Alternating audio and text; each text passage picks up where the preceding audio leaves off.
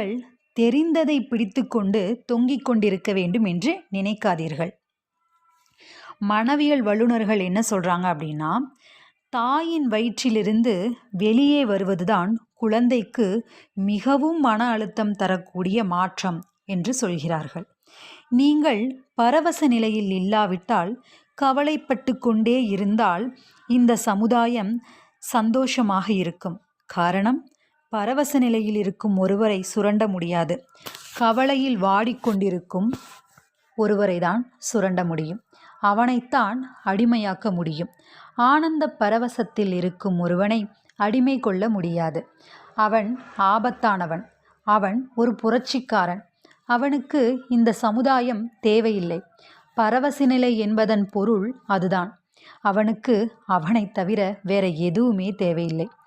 வாழ்க்கை ஆபத்தானது, ஆனால் அதன் அழகே